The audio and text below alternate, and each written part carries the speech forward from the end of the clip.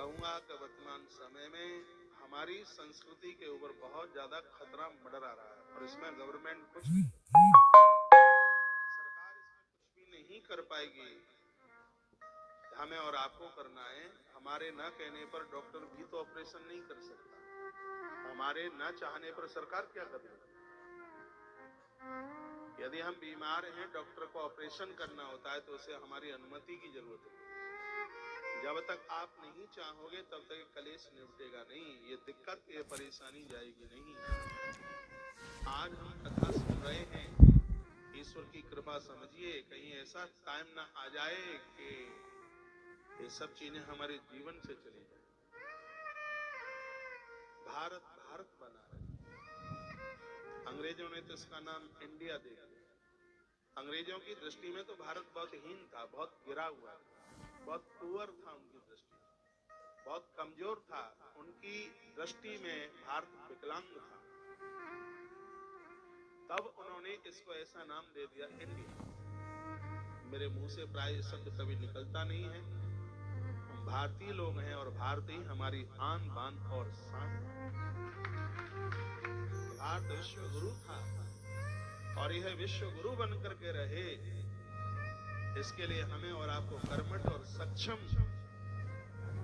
और आत्मसमर्पित होना पड़ेगा। तो बहुत ज्यादा जरूरी है वर्तमान समय के युवाओं को बचाना, बहुत ज्यादा जरूरी। प्राय प्रवचनों में, सत्संग में, पहले के समय में युवा लोग कथा में बैठते थे और आज कथाओं में वृद्ध बूढ़े लोग बैठते हैं, वानप्रस्थी लोग बैठते हैं। और मैं कहूंगा आप भले ही 70-80 के हो गए हैं, आप 40 वर्ष के जवान से भी आप ज्यादा जवान हैं। आप प्रसाद भी लेते हैं, आप नींद भी लेते हैं, ना सो पाते हैं, ना गा पाते हैं, ना अपने मन की बात किसी को बोल पाते हैं, इतने टेंशन में जी रहे हैं।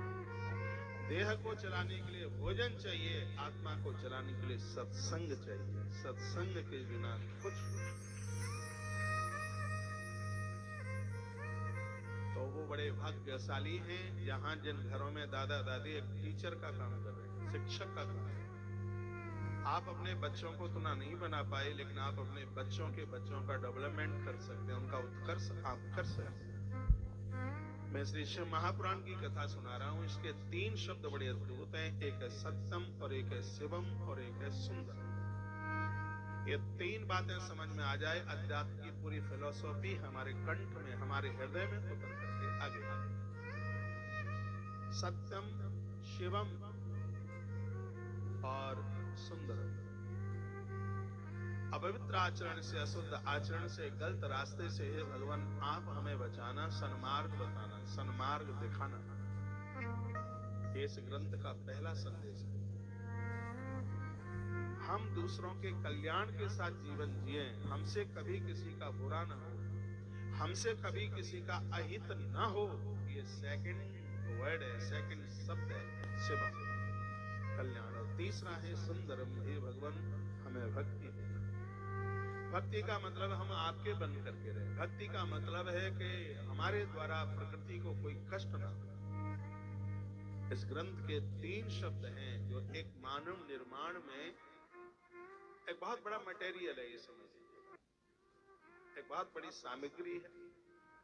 आप यहाँ से कथा सुन करके जाते हैं, बच्चों को टाइम नहीं है, थोड़ा उनके पास बैठिए और कहिए आज महाराज ने ये बताया, आज ये बताया, आज ये बताया। आज के युवा बच्चे वो वीडियो देखते हैं जिसमें रातों रात माला माल हो, और इनका दोष भी नहीं है उतना, इसलिए क्योंकि इसके निर्माण में निर्माता की कमी रही। जैसे युग में ये युवा जी रहे हैं, हम भी तो उसी युग में ही जी रहे हैं। हमारी कोई ज्यादा उम्र नहीं है, आपके बड़े बेटे की जितनी उम्र है उतनी मेरी उम्र है। आज का है जीवन तो देश में हम जी रहे हैं जहां पाश्चात्य की आंधी उठ रही है, उसका असर हमारे ऊपर क्यों नहीं है? क्योंकि हमारे माई बाप ने हमें वो संस्कार दिए, कान पकड़ करके कनपटी की सिकाई करी है। हमें बहुत पहले हनुमान चालीसा, गीता के श्लोक याद करा दिए गए। ऐसे घर में जन्म हुआ जिस घर में कभी चाय का प्रभाव ही नहीं, ऐसे गांव में पूरा गांव ब्राह्मणों का रहा, ऐसा गांव में यदि किसी ने दूधिया को दूध दे दिया तो उस जमाने में 500 रुपया फाइन लगता था, दंड लग जाता। कहते थे कि दूध बेचना पूत बेचने के बराबर है। उनके बच्चों की सगाई नहीं होती थी जो दूध बेचते थे। तब की बात हम बता रहे हैं आपको। ये संस्कार, देहाती संस्कार भले ही उनको समझना, लेकिन आज वो हमारे काम आ रहे हैं। और उन संस्कारों से हम ही नहीं आनंद जीवन का ले रहे, जो आज हमारे औरे में जीवन जी रहे हैं वो भी एक आनंद की अनुभूति कर रहे हैं, आनंद का अनुभव कर रहे हैं। कि आप अपने बच्चों के लिए कर सकते हैं, क्यों नहीं कर सकते? आप बिल्कुल कर सकते हैं। एक बार के लिए पूजा में भले ही आपके टाइमिंग्स की कटौती हो जाए, लेकिन बच्चों को संस्कार देने में बिल्कुल कटौती न हो। आप पूजा में बैठते हैं, आप भजन करते हैं, आप जप करते हैं, आप कथाएं सुनते हैं, आप कीर्तन करते हैं, थोड़ी देर के लिए बच्चों को बिठाइए। आरती में तो बिठाइए। मेरे प्रभु राम जी ने कहा, भगवान मुझे रहने को जगह बताओ, तो महर्षि वाल्मीकि जी ने 14 जगह बताई।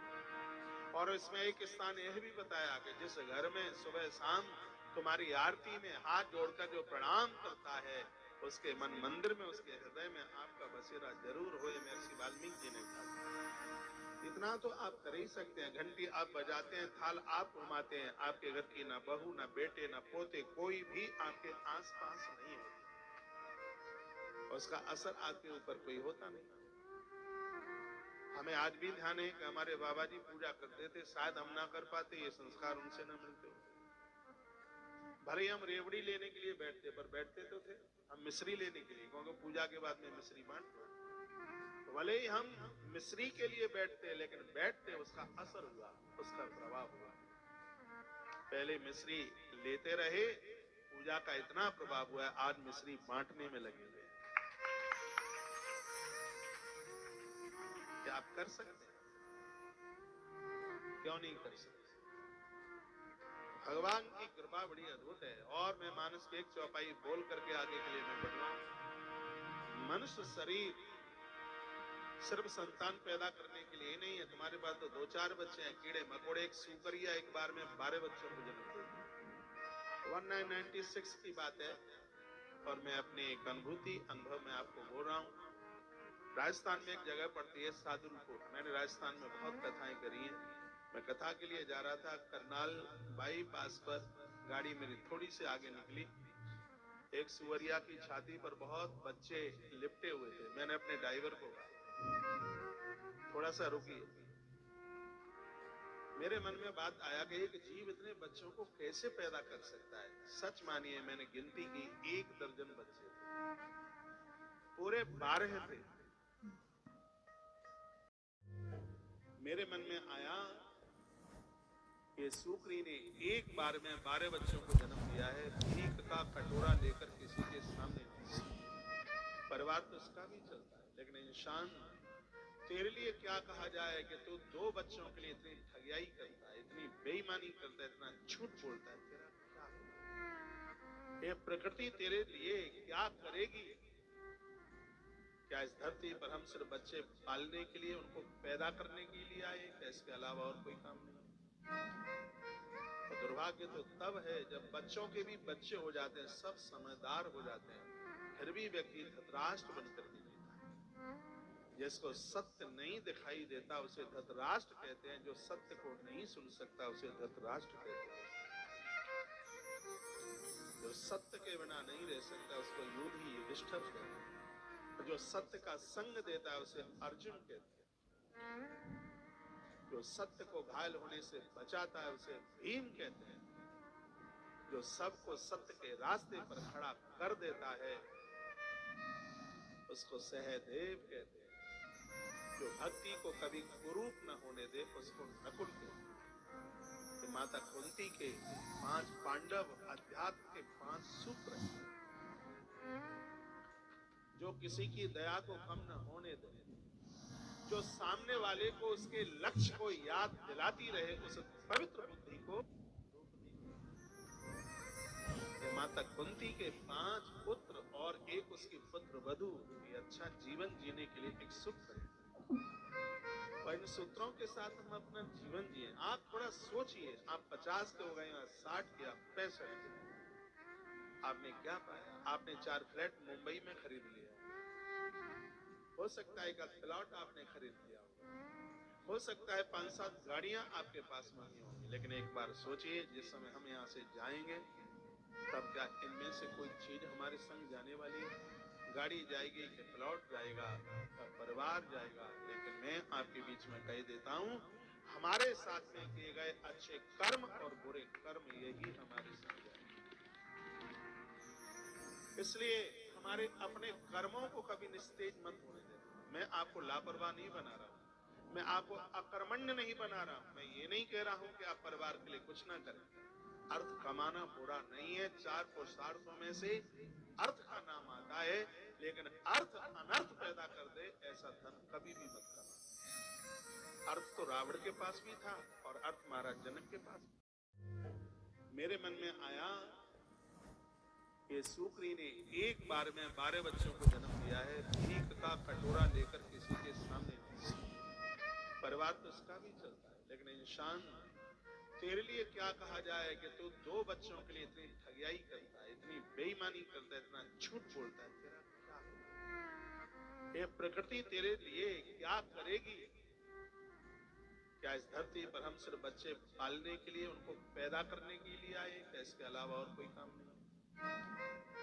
तो दुर्भाग्य तो तब है जब बच्चों के भी बच्चे हो जाते हैं, सब समझदार हो जाते हैं, फिर भी व्यक्ति धृतराष्ट्र बनकर नहीं जीता है। जिसको सत्य नहीं दिखाई देता उसे धृतराष्ट्र कहते हैं, जो सत्य को नहीं सुन सकता उसे धृतराष्ट्र कहते हैं, जो सत्य के बिना नहीं रह सकता उसको युधि युधिष्ठिर कहते हैं, जो सत्य का संग देता है उसे अर्जुन कहते हैं, जो सत्य को घायल होने से बचाता है उसे भीम कहते हैं, जो सबको सत्य के रास्ते पर खड़ा कर देता है उसको सहदेव कहते हैं, जो भक्ति को कभी कुरूप न होने दे उसको नकुल कहते हैं। तो माता कुंती के 5 पांडव अध्यात्म के 5 सूत्र हैं, जो किसी की दया को कम न होने दे, जो सामने वाले को उसके लक्ष्य को याद दिलाती रहे, उस पवित्र बुद्धि को माता कुंती के 5 पुत्र और एक उसकी पुत्र वधु, ये अच्छा जीवन जीने के लिए एक सूत्र है, और इन सूत्रों के साथ हम अपना जीवन जिए। आप थोड़ा सोचिए, आप 50 के हो गए या 60 के, 65 के, आपने क्या पाया? आपने 4 फ्लैट मुंबई में खरीद लिया, हो सकता है एक आध प्लॉट आपने खरीद लिया होगा, हो सकता है 5-7 गाड़ियां आपके पास में ही होंगी, लेकिन एक बार सोचिए, जिस समय हम यहाँ से जाएंगे तब क्या इनमें से कोई चीज हमारे संग जाने वाली है? गाड़ी जाएगी कि प्लॉट जाएगा का परिवार जाएगा? लेकिन मैं आपके बीच में कह देता हूं, हमारे साथ में किए गए अच्छे कर्म और बुरे कर्म यही हमारे संग जाएंगे। इसलिए हमारे अपने कर्मों को कभी निस्तेज मत होने देना। मैं आपको लापरवाह नहीं बना रहा हूं, मैं आपको अकर्मण्य नहीं बना रहा हूं। मैं ये नहीं कह रहा हूं कि आप परिवार के लिए कुछ ना करें। अर्थ कमाना बुरा नहीं है, 4 पुरुषार्थों में से अर्थ का नाम आता है, लेकिन अर्थ अनर्थ पैदा कर दे ऐसा धन कभी भी मत कमाना। अर्थ तो रावण के पास भी था और अर्थ महाराज जनक। वीडियो अच्छी लगी तो प्लीज़ वीडियो को लाइक करें एंड चैनल को सब्सक्राइब करें। आप लोगों का सपोर्ट चाहिए मुझे, आप लोग प्लीज़ मुझे सपोर्ट कीजिए, मेरे चैनल को सब्सक्राइब कर लेना। हर हर महादेव।